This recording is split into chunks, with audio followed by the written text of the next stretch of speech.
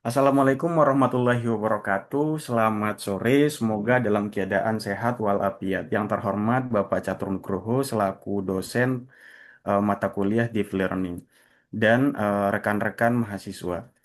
Pada kesempatan kali ini kami akan mempresentasikan hasil studi kasus kami terkait Deep Learning yang berfokus pada regresi linear dan regresi logistik. Kelompok kami adalah kelompok satu yang beranggotakan 3 orang yang terdiri dari saudara Rizky Dwi Nugroho, kemudian Marcelino Pratama, kemudian Ahmad Rifai, saya sendiri. Baiklah, kita masuk ke bagian penjelasan konsep dasar regresi linear dan regresi logistik. Apa itu regresi linear? Regresi linear adalah teknik machine learning yang paling fundamental. Tujuannya adalah untuk memprediksi hasil yang berbentuk nilai kontinu. Artinya, hasil yang berupa angka nyata dan bisa memiliki banyak kemungkinan nilai, seperti memprediksi nilai sebuah rumah, maaf, saya koreksi, seperti memprediksi harga sebuah rumah, kemudian suhu udara, kemudian usia seseorang, atau bahkan nilai mahasiswa. Nah, ini adalah murni masalah ini adalah masalah regresi murni.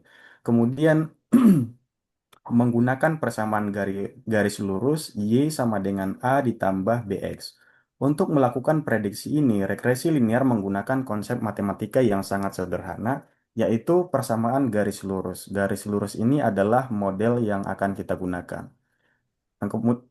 Yang ketiga adalah berfungsi mencari hubungan antara input dan output. Model ini bekerja dengan mencari dan memodelkan hubungan linear antara variabel X sebagai variabel input dan variabel Y sebagai variabel output. Nah, kita berasumsi bahwa perubahan pada input akan menghasilkan perubahan yang proporsional pada output. Ya, kemudian digunakan ketika output berupa angka atau bilangan nyata. Ini adalah aturan kunci. Regresi linear hanya digunakan ketika hasil akhir yang kita butuhkan adalah angka bilangan nyata. Nanti kalau untuk probabilitas kita akan menggunakan regresi logistik. Kemudian persamaan matematisnya adalah Y sama dengan B0 ditambah B1 X1 ditambah B2 X2 ditambah BKN ditambah BKN XKN. Persamaan persamaan ini adalah persamaan matematis untuk regresi linear di mana B0 adalah bias atau intercept, kemudian B1 adalah bobot yang akan kita cari. Bobot yang kita cari. Bobot inilah yang menunjukkan kekuatan pengaruh setiap variabel input terhadap hasil prediksi. Kemudian cara kerja regresi linear. Kita lihat bagaimana regresi linear bekerja. Yang pertama, menentukan garis terbaik menggunakan metode least squares. Least squares. Model regresi linear bekerja dengan mencari garis terbaik yang paling mendekati semua titik data yang ada. Metode yang digunakan untuk menemukan garis ini umumnya adalah least square atau kuadrat terkecil. Kemudian menghitung error, selisih prediksi dan nilai asli. Tentu saja kita akan menemukan error dalam data atau kesalahan. Error atau kesalahan prediksi yaitu selisih antara nilai yang sebenarnya dengan nilai yang diprediksi. Error inilah yang ingin kita minimalkan. Kemudian mencari garis dengan error paling kecil. Proses pelatihan model pada dasarnya adalah mencari kombinasi bobot dan bias yang menghasilkan garis dengan total error paling kecil di antara semua data. Kemudian metrik kunci regresi linear menggunakan loss function dengan menggunakan mean square error atau yang biasa kita singkat dengan MSE. Untuk mengukur total error ini, kita menggunakan loss function yang disebut dengan mean square error atau MSE. MSE mengambil selisih prediksi, mengkuadratkannya, lalu merata-ratakannya. Tujuan model adalah meminimalkan nilai MSE ini. Yang terakhir adalah output nilai akhir berupa prediksi kontinu. Hasil akhir yang diberikan adalah sebuah nilai prediksi kontinu, misalnya penjualan yang memprediksi harganya sebesar 450 juta atau suhu ruangan sebesar 27 derajat Celcius atau nilai mahasiswa pada UTS mendatang adalah nilai 95. Kemudian kita masuk ke regresi logistik. Apa itu regresi logistik? Setelah membahas regresi linear, kita akan masuk ke regresi logistik yang berfungsi untuk membuat keputusan. Yang pertama, model untuk prediksi klasifikasi terutama biner 0 atau 1. Regresi logistik digunakan untuk tugas klasifikasi, bukan regresi. Secara spesifik, ini sangat kuat untuk klasifikasi biner, di mana hasil akhirnya hanya ada dua kategori yang dilambangkan sebagai 0 atau 1, atau biasanya benar, salah, atau ya atau tidak. Atau kalau nanti di studi kasus kita mungkin lulus, tidak lulus, begitu. Kemudian yang kedua adalah output berupa probabilitas antara 0 dan 1. Model ini tidak menghasilkan nilai tunggal besar seperti regresi linear, melainkan menghasilkan probabilitas bahwa data tersebut termasuk ke dalam kelas 0 yang benar. Outputnya selalu berada di rentang tertutup dari 0 hingga ke 1. Kemudian yang ketiga, cocok untuk keputusan ya atau tidak, lulus atau tidak lulus, penyakit atau tidak penyakit. Kemudian menggunakan fungsi logistik atau sigmoid. Untuk mengubah hasil perhitungan linear menjadi probabilitas, regresi logistik menggunakan sebuah fungsi aktivasi nonlinear yang disebut fungsi sigmoid. Seperti persamaan 1/1 ditambah E pangkat min Z. Nah, di sini persamaan tersebut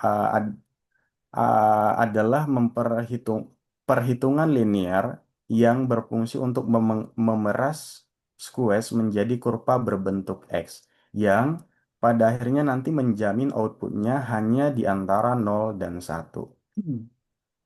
Selanjutnya, cara kerja regresi logistik. Kita akan membahas bagaimana proses keputusan klasifikasi pada regresi logistik. Yang pertama, memodelkan probabilitas menggunakan fungsi sigmoid. Langkah pertama adalah menghitung probabilitas yang biasa kita simbolkan dengan huruf P besar, bahwa input data tersebut masuk ke dalam kelas positif, kelas 1, menggunakan fungsi sigmoid. Kemudian probabilitas lebih besar dari 0,5 akan masuk ke kelas 1, jika tidak maka akan masuk ke kelas 0. Setelah mendapatkan nilai probabilitas, katakanlah nilainya 0,5, 0,75. Kita menerapkan ambang batas yaitu 0,5 yang paling umum kita gunakan. Nah, jika probabilitasnya lebih besar dari ambang batas 0,5, maka prediksi kelas akan masuk ke kelas 1 yaitu positif ya. Nah, jika kurang dari 0,5 maka model akan model memprediksi kelas 0. Jadi probabilitas diubah menjadi keputusan. Kemudian menggunakan konsep cross entropy log atau log loss.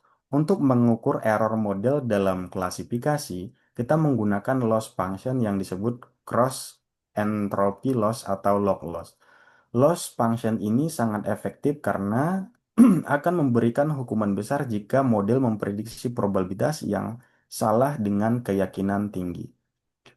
Kemudian cocok untuk masalah klasifikasi sederhana. Regresi logistik sering digunakan sebagai solusi yang cepat dan eh, kemudian untuk masalah klasifikasi biner. Selanjutnya adalah perbandingan secara ringkas untuk regresi linear dan regresi logistik.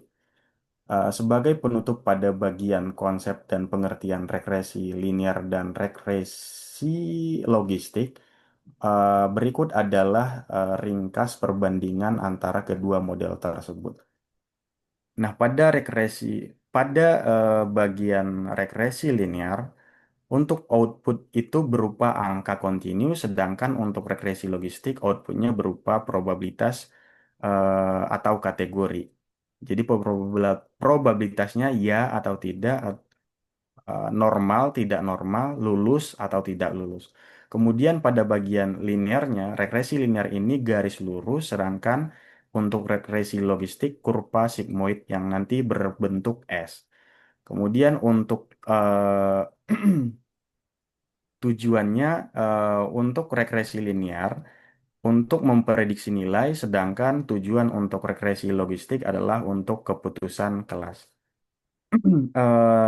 Demikian penjelasan terkait pengertian dan konsep regresi linear dan regresi logistik. Selanjutnya masuk ke paparan selanjutnya yaitu studi kasus. Kepada untuk studi kasus regresi linear dipersilahkan. Baik, berikut ini adalah studi kasus regresi linear dengan data prediksi limit kartu kredit. Bisa next, Mas. Oke, yang pertama, di sini adalah penerapan algoritma supervised learning pada data perbankan. Di sebelah kiri itu merupakan dataset yang saya gunakan. Di situ ada kolom income, rating, dan limit kartu kreditnya. Tujuannya yaitu memprediksi besaran limit kredit yang layak diberikan kepada nasabah. Lalu masalahnya yaitu bagaimana menentukan limit yang tepat berdasarkan profil keuangan nasabah agar tidak terlalu rendah yang membuat nasabah kecewa atau terlalu tinggi yang menyebabkan bank memiliki resiko gagal bayar yang tinggi.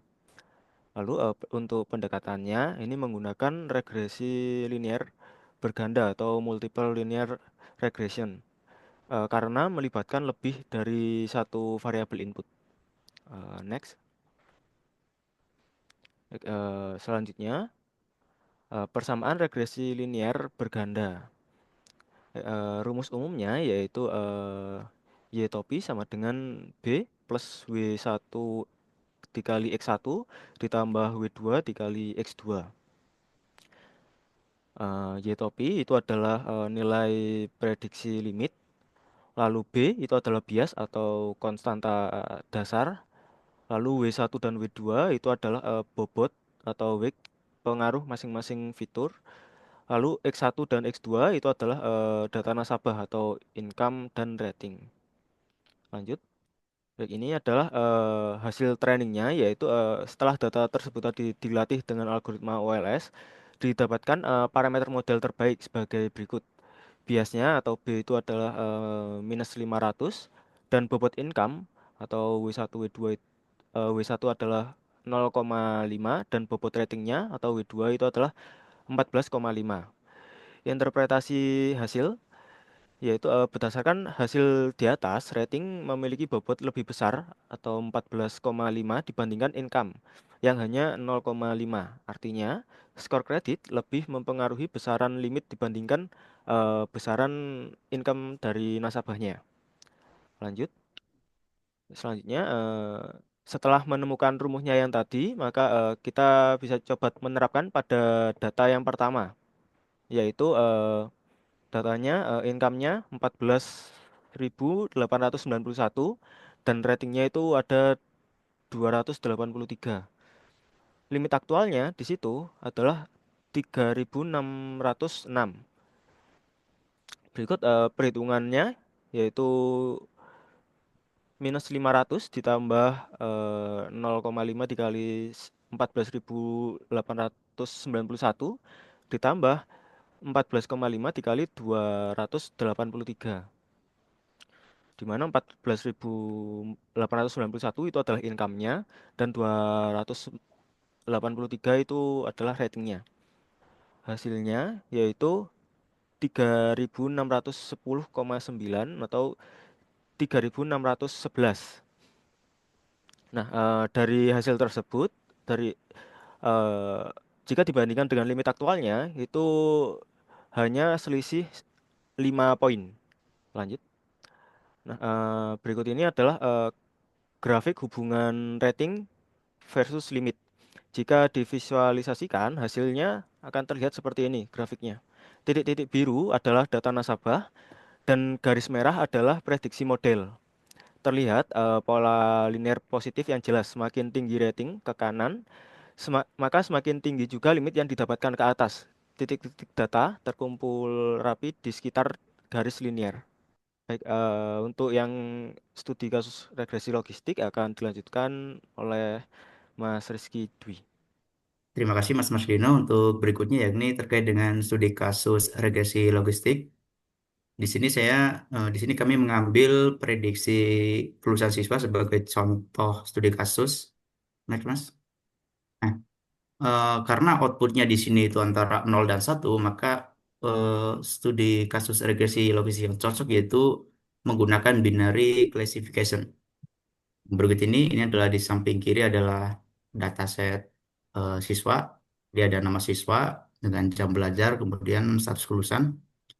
Nah, untuk statusnya sendiri, untuk status kelulusan 0 itu berarti tidak lulus. Kemudian untuk status kelulusan 1 itu artinya lulus. Nah, kemudian dari data pola tersebut, siswa dengan jam belajar lebih sedikit itu cenderung gagal. Sebaliknya, siswa dengan jam belajar lebih banyak itu cenderung lulus. Kemudian, dari kombinasi data tersebut, mesin menemukan bahwa fungsi regresi adalah logit min 4,5 plus 1,5 kali X. Dengan min 4,5 itu adalah eh, konstanta terendah dan 1,5 itu tertinggi. X, Mas. Nah, sebelum membahas lebih lanjut, kenapa studi kasus tersebut itu cocok menggunakan regresi logistik? Yang pertama karena probabilitas antara 0 dan 1, yakni menemukan data siswa tersebut lulus atau tidak. Kemudian yang kedua adalah output regresi linear itu tidak terbatas. Nah, kalau regresi linear itu tidak terbatas hanya 0 atau 1, sehingga regresi logistik itu dapat mengatasi masalah dari studi kasus tersebut. Next, Mas. Baik. Selanjutnya yaitu terkait dengan prediksi. Bagaimana jika siswi bernama Cindy memiliki jam belajar sebanyak 3,5 jam? Apakah berpotensi lulus? Apakah berpotensi lulus? Maaf. Nah, jika mengacu pada rumus tadi, maka ditemukan untuk logiknya, maka ditemukan hasil yakni 0,75. Nah, jika dimasukkan ke dalam fungsi sigmoid, 0,75 itu dikonvert dengan nilai Euro menjadi 0,4072, sehingga hasil dari fungsi tersebut ditemukan bahwa hasilnya adalah 0,679. Nah, jika dilihat dari probabilitas, nilai ambang yang dipakai pada perhitungan ini adalah eh, jika nilai itu 0,5 atau lebih dari atau sama dengan 0,5, maka adalah satu atau lulus. Kemudian jika kurang dari 0,5, itu artinya tidak lulus. Nah, jika dilihat dari hasil 0,679 itu artinya Cindy diprediksi lulus. Next, Mas. Nah, berikut adalah grafik dari studi kasus tersebut. Nah, di sini adalah yang garis putus-putus hitam itu adalah nilai ambang, kemudian garis kuning, putus-putus kuning itu adalah minimal jam kelulusan siswa, dan yang bertanda X adalah hasil studi kasus, yakni Cindy 3,5 jam. Nah, ini artinya di sini adalah Cindy itu diprediksi bakal lulus. Mungkin itu saja untuk studi kasus regresi logistik. Saya kembalikan ke Mas Ahmad Rifai. Baik, terima kasih teman-teman atas presentasinya. Dengan berakhirnya penjelasan studi kasus regresi linear dan regresi logistik, maka berakhir pula lah presentasi ini. Demikian presentasinya. Mohon maaf atas segala kesalahan. Wabillahi taufiq wal hidayah. Wassalamualaikum warahmatullahi wabarakatuh.